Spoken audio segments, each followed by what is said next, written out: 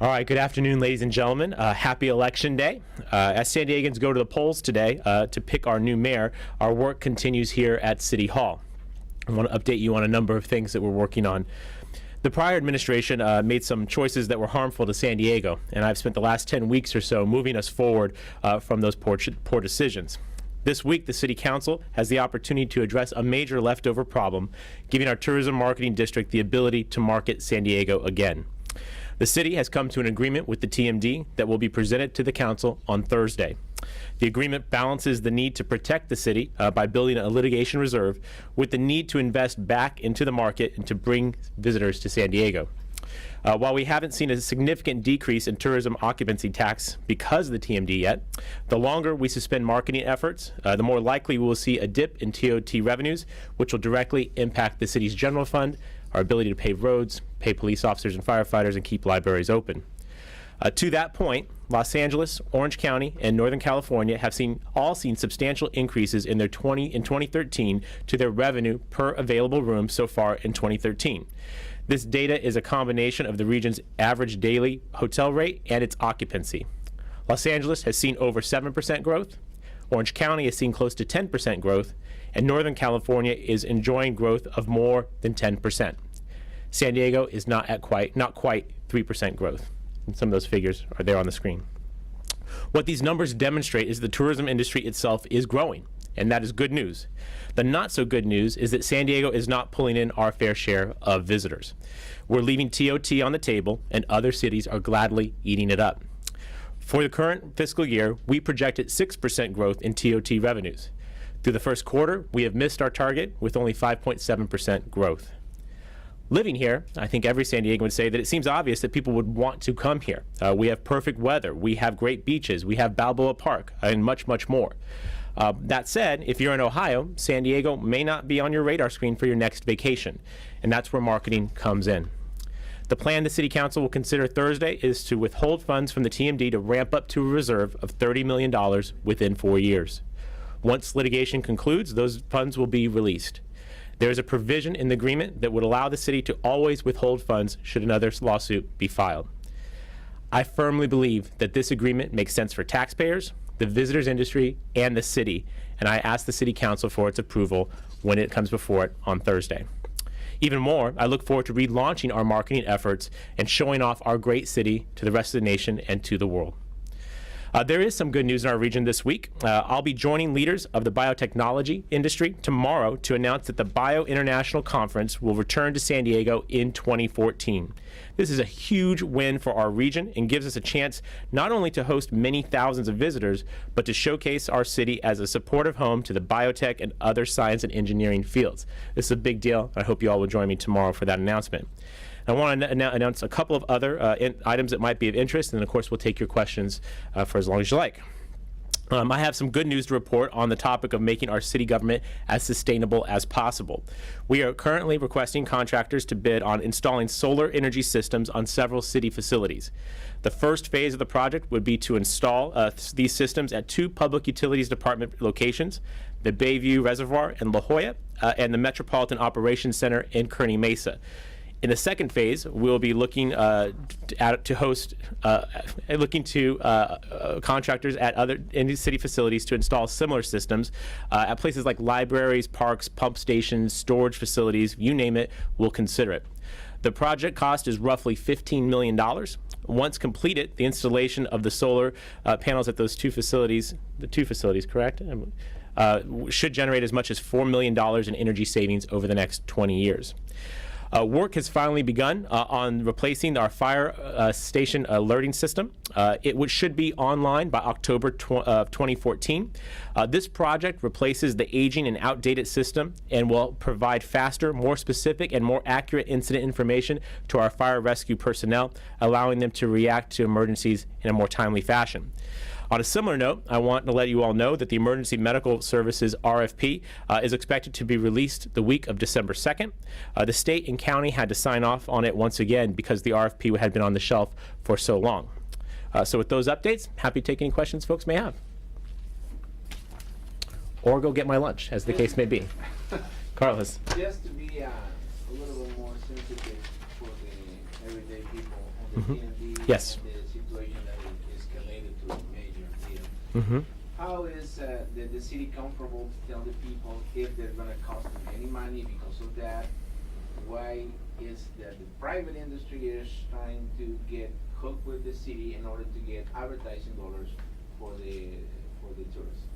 In a way that, you know, the people will Sure. understand the actual meaning. Right. I think the question is, why should we do a TMD in the first place? And what I would say is that this is a tool that we utilize across the community to help neighborhoods throughout San Diego.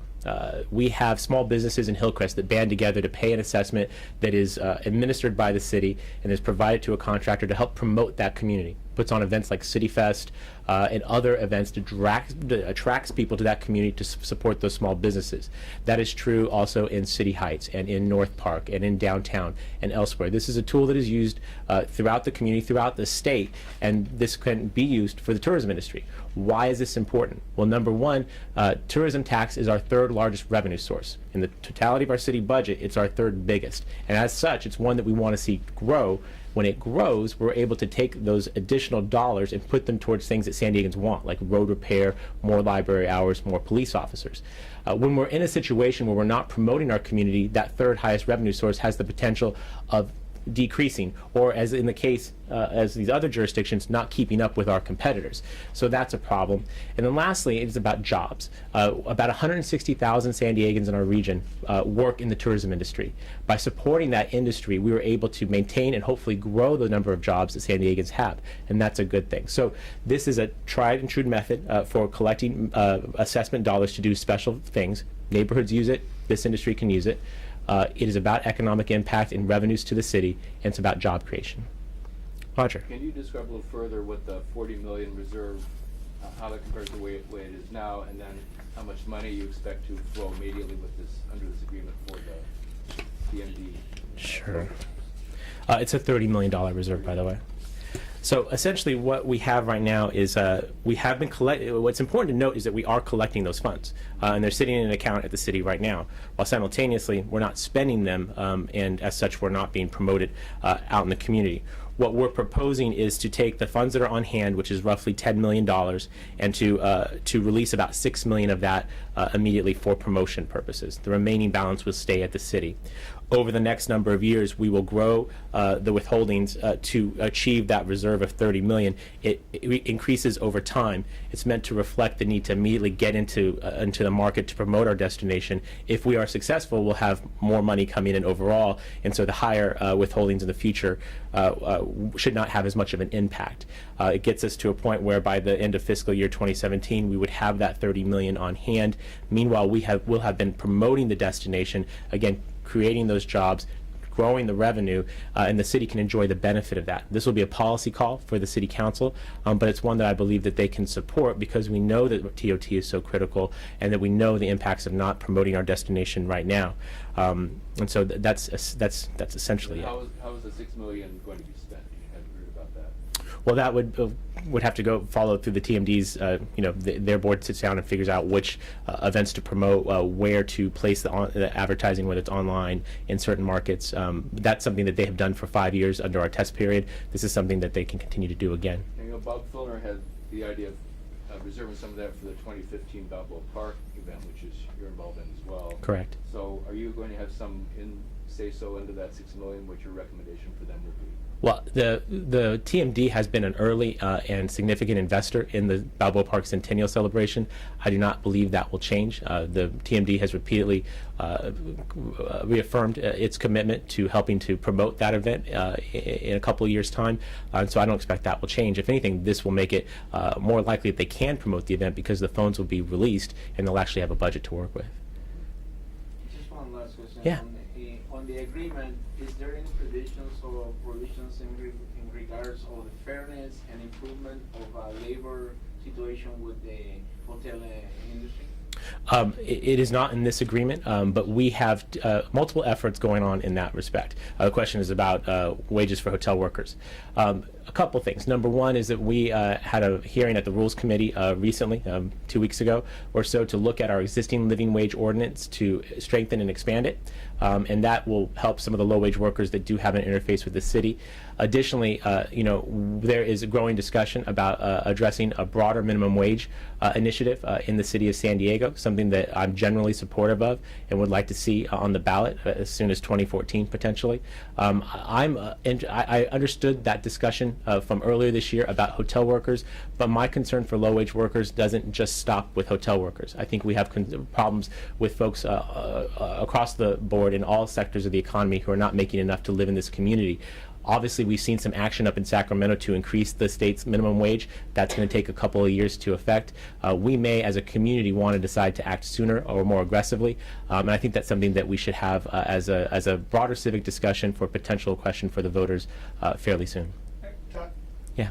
Going back to Carlos' first question, and for San Diegans who maybe don't get the entire scope of the complexity of the issue, Yeah. that may have thought, a lot of these hoteliers should pitch in and pay for some of this advertisement, maybe Yes. a little bit more. How do you explain how do you get your point across to them?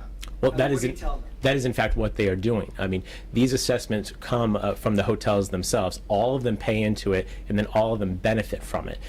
This is an efficient way to not only assist those hotels because they are the natural beneficiaries of more visitors coming to San Diego, but it has the added benefit of helping the entire regional economy because of the growth in the TOT tax that happens.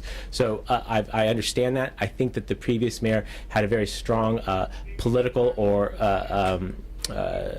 philosophical approach on this that frankly I don't agree with, and I think that time has been proving my position more correct by the lack of our ability to really take advantage of the growth that we're seeing. When the hotelier industries self-assess themselves this is coming from their bottom lines, and they put into this account, they benefit from the additional visitors, we benefit from the additional tax revenue, and as a result, San Diegans benefit through the additional economic impact and jobs that are created. So that's how I see it, and I believe the City Council will see it the same way. If it passes on Thursday, how soon will it go into effect? Relatively quickly. I mean, we have these funds on hand today, and that's a part of my point, is that these funds are being assessed, they are being paid today. They're just sitting in an account. And that's one of the predicaments I think that the City Council can look at and make the judgment on, is that we have the ability to promote the destination now. The previous administration simply chose not to do that. We can move forward in a way that's respectful of taxpayers, limits the city's liability, while at the same time helping us to actually achieve the growth in our revenues that we want to do. I think by the end of the month is about what I would guess. Point. Yeah. Sorry. As you mentioned early on, today's election day. I'm going to switch topics if Yeah. that's okay. Yeah. If you would mind, talk about the importance of what's going on today, where we're coming from, what it means to our image, to the people locally. Sure. Well, I mean, I think this is a good day for our city. It's always good when the voters have an opportunity to weigh in and help select someone to lead our city forward. My focus is here at City Hall, doing what I can to get the city back on track and moving forward. I think we're having success in that, and my objective, of course, is to be able to hand over the city, put back together to the next mayor by the time they get here, which we're projecting would be sometime in March. But this is a good day. I would encourage San Diegans to go out and vote. As we've seen in recent months, who is mayor matters. It can have a direct impact on the health of our city and on families. And so I'd hope that people would take advantage of the opportunity to go out and vote. Polls are open until 8 p.m. I have yet to vote, but I will get out there later today myself.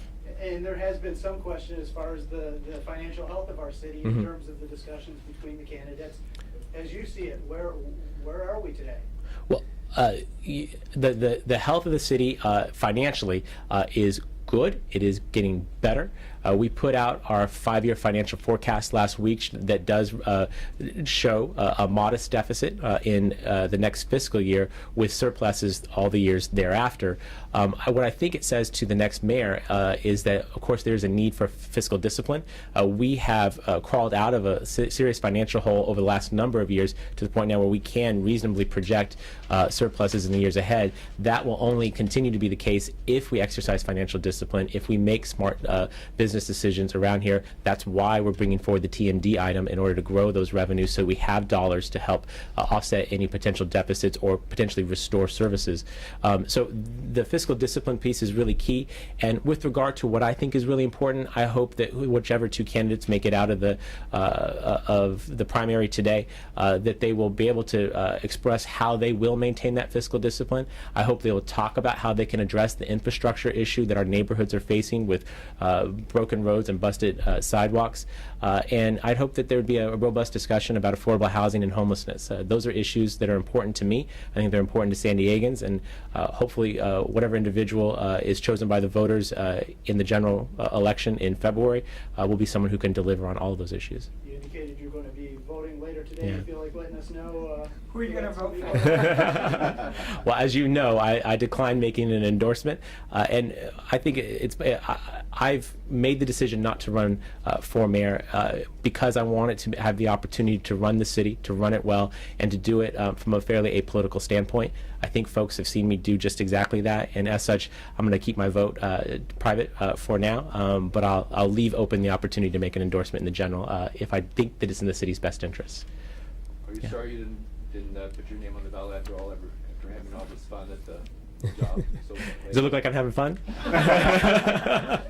I am having fun. I'm just glad to be back to work and getting results for San Diegans. Question was whether or not I regret not running. I don't, because not running was in the best interest of the city. I hope that people can see the work that I've done over the last number of the weeks and the work that I'll do in the next few months as proof that my sole focus is on fixing the mess that was left for me, getting the city back on an even track, and moving us forward aggressively with the time that we have remaining. That was the right decision for the city. It required me to set aside some personal ambition, but if I'm not here for myself, I'm here for the people that I represent, and I hope that folks will agree that that was the right thing to do. I believe that, and I believe that wholeheartedly. Turning to the convention announcement you made on Bio. Yeah. Are you working on any other big conventions to move here? What have you done about that? Well, I mean, the TMD will help us with that, frankly. There are constantly people expressing interest in coming to San Diego. We're a great location. Obviously, we have to have a more professional, concerted, and strategic effort. The Tourism Marketing District is a way to accomplish that. But, we respond to requests. I can't reference anything specific yet, but as we have, if we have stuff to share, I'll certainly be happy to do that. But it's one of those things that, going back to the question about the importance of a mayor, the ability to get on the phone, whether it's with one of our credit rating agencies, some business that might want to come to San Diego, convention, so on and so forth, the opportunity to have an executive who can take that call and can make that case, I think is critical. And I've been pleased to have that opportunity to do that on behalf of the city. And naturally, it's not something I think that the previous administration would have been capable of doing, or certainly would have been able to attract in terms of folks wanting to come. Have you spoken to any other candidates past week? Not today. Not today. They're a little busy. They can just rest assured I'm holding down the fort. Then go out and scare up those votes and then live to fight another day. As what I hear consistently from constituents is the belief that we will have a mayor by the end of the day. Naturally, there is a possibility of that. I think that's unlikely. San Diegans are not going to be without campaign mailers for the foreseeable future. I mean, we don't have a date yet set for the general election. We expect it to be sometime in mid-February. And so the good news is we'll soon have a new mayor. Bad news is it's going to take a few more months and a lot more campaigning. You obviously walked in, sat on that chair and found out that there was a big mess and whatever. Do you think they know what they're truly getting into? Did you know exactly what you were getting into when you took over? Question is, did I know what I'm getting myself into? No, I don't think anyone could know exactly until you've sort of walked it. And that's one of the things that, perhaps going back to Roger's question, that I'll be in a unique position to have served as a council member, as the council president, for a time as the mayor, and then to go back to being council president. The ability to have knowledge of all of those positions, I think, will allow me to be a better legislator when I go back to being the council president. But no, I don't think anyone can really know until you're there dealing with everything that's coming in. It's a lot of work. We're the 8th largest city in the country. The issues are varied. A lot of them are really difficult issues. The answers are rarely easy. or simple. And again, that's sort of the notion that I took, understanding that pretty quickly, and then wanting to be able to make all those decisions in a fairly apolitical manner, one that just has the sole interest of what's best for the city. That's what we've chosen to do, and I hope that the next occupant of this office will do the same. Jeremy, I saw you had your hand up. Sorry, you've been patient. Jeremy Ogle with the Mission Times Courier. I have a question for you about the Mission Trails Regional Park. Yeah. As you probably know, the wildlife agencies have told the city that these unauthorized trails are need to be shut down.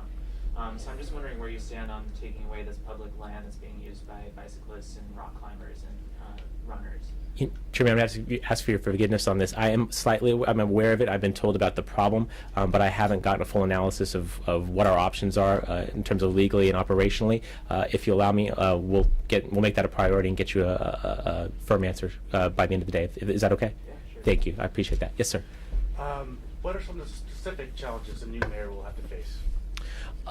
Specific challenges the new mayor will have to face. Well, the budget will largely be developed by the time they get here. They'll be welcome to make adjustments to match their governing philosophy. But as a whole, I hope that I'll be able to give them a practical solution to our $19 million projected deficit by the time they get here. If they want to agree or disagree with it, that'll be their choice. I think the biggest issue facing this city is infrastructure. It is our streets, it is our roads, our sidewalks, our public facilities, our water and sewer pipes. That problem is bigger than the pension problem, and we don't have nearly the same solutions or plans in place to tackle it. And I'd hope that the next mayor would see that immediately, use the leadership of the mayor's office to help find practical solutions that are deployable. This is not just an issue for our neighborhoods, although of course that's where we feel it the most. The worst street in the road is the one in front of your house, right? The worst street in the world is the one in front of your house. The worst sidewalk is the one that's in front of your house. But what I know is that this is a key inhibitor to our economic development. As job creators look for places to relocate, if they come to a community with roads that are in disrepair, with inadequate water supply, with real challenges on other kind of key infrastructure issues, we will not be able to compete the way that I'd like us to.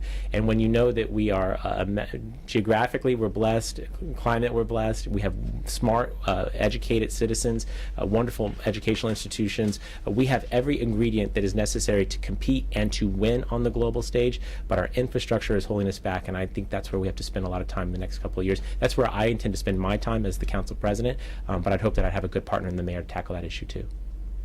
Should San Diegans expect to see you on the ballot next time? For what?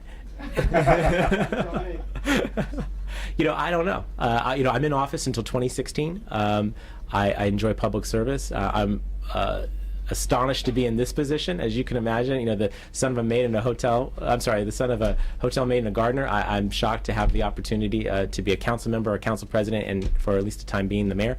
I don't know what the future holds for me, but I can rest assured, the San Diegans can rest assured that I'll continue whatever I do to serve the public.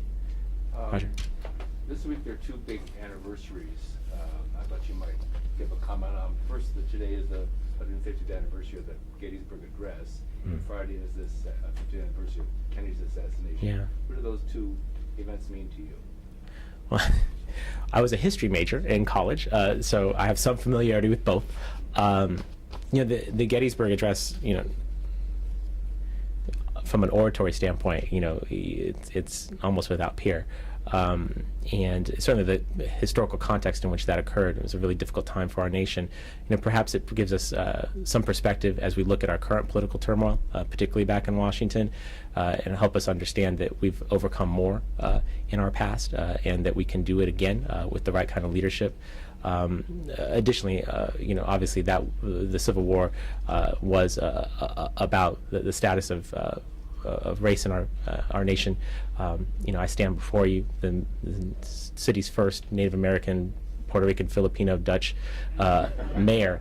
I'm mindful of the sacrifices that had to be made to allow me to serve and how many others to serve, and a lot of that goes back to obviously that war, that speech, the leadership of President Lincoln.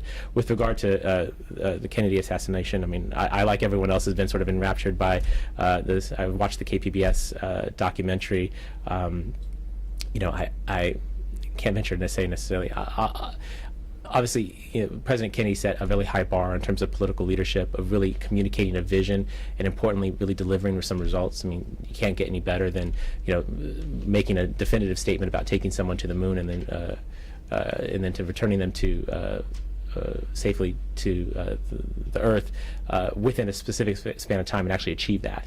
And maybe it's a suggestion to today's leaders to dream that high as well, but hopefully with some results in mind. I think that was one of the things that struck me in watching some of those documentaries and remembrances. Now we're getting philosophical, y'all. So we're gonna have to we're gonna wrap it up. Gloria came from the Philippines. Do you Yeah. have relatives? I don't have relatives. Well, I mean, I'm sure that I do, but like no one that's been to Thanksgiving dinner recently. Yeah. Let's keep playing ping pong. Yes. On the mayor's race, as someone